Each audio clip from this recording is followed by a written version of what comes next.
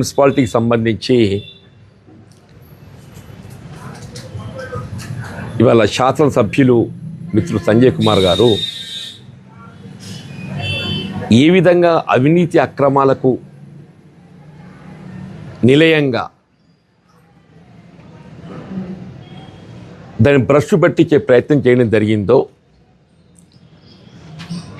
ఆ వాస్తవాలు మాట్లాడితే ఉన్నది మాట్లాడితే ఉలికి పడ్డట్టు అని చెప్పంటున్నాను.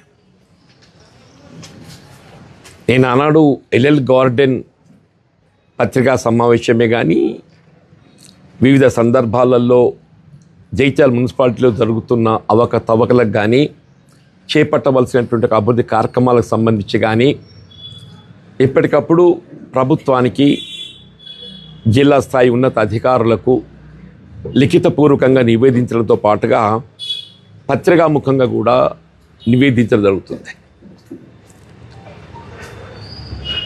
మరి జగిత్యాల పట్టణ మున్సిపాలిటీ గత పాలక మండలి అంటే నిజంగా ఏదైనా ఒక గుర్తింపు అంటూ రావటం జరిగితే పారదర్శకతకు అభివృద్ధికి సంకేతంగా గుర్తింపు రావాలి.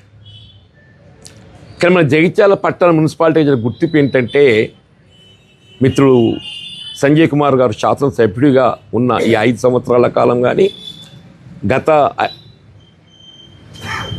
టీఆర్ఎస్ ప్రభుత్వ హయాం ఈ 5 సంవత్సరాల మున్సిపాలిటీ పాలక మండలి కానీ చెప్పంటున్నాను. 16 మంది మున్సిపల్ కమిషనర్స్ మారినటువంటి ఒక ఉదంతం ఒక 5 సంవత్సరాల కాలంలో పదవి కాలంలో టర్మ్లో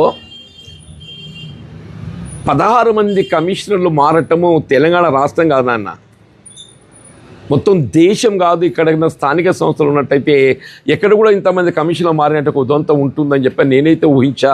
మరి నాకు నేను ఊహించలేను అని చెప్పి అంటున్నాను.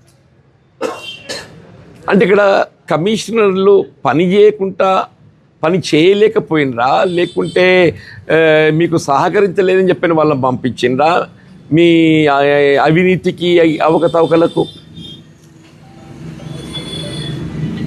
8 మంది మున్సిపల్ ఉద్యోగస్తులు ఏదైతే ఉన్నదో జైలు పాలైనరు మీ పుణ్యం. 8 మంది